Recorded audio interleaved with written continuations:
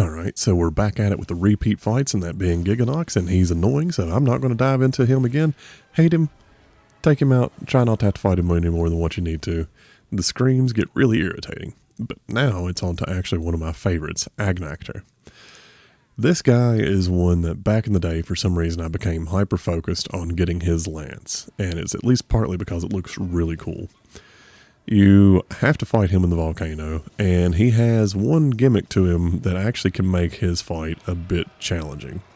You can see all the spots covered with lava. The problem is, in order to actually break that part, you have to first clear the lava off of it. If he spends too much time outside of the lava, those little spots on him will harden up. And if you don't have a weapon with really high sharpness, you won't pierce through those parts. So you have to either wait for him to dig into the ground or hope he goes and stands in lava to warm back up and soften those parts again. Or get it broken off. It can be a bit of a pain to actually get part breaks on him. And you pretty much need to kind of plan out what you're going after with him. Like if you want to get the beak, then you need to be focusing the face at first. If you want to get the tail, you need to be focusing the tail first. You're probably, because of having to actually break all the stuff off and just do an incidental damage to him along the way, not going to get more than a couple part breaks on him in any given fight. So you really sort of need a plan if you're coming in to actually try to farm parts off of him. He has some cool stuff going on if you've been paying attention to the background though. Like, he is a leviathan model, so he does the normal leviathan things, which includes a little scoot to float across the ground.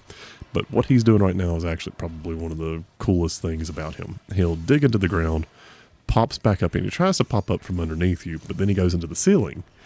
And it can be a little tricky with the way the cameras work to actually keep track of where he's going into the ceiling. But when he is actually up in the ceiling itself, if you watch, when he's starting to come back out, you can actually see some evidence on the ground if he's coming out near where you're at.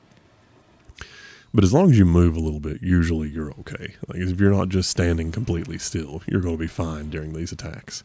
And when he's coming up from underneath you, you can clearly see the spot on the floor that he's going to break through.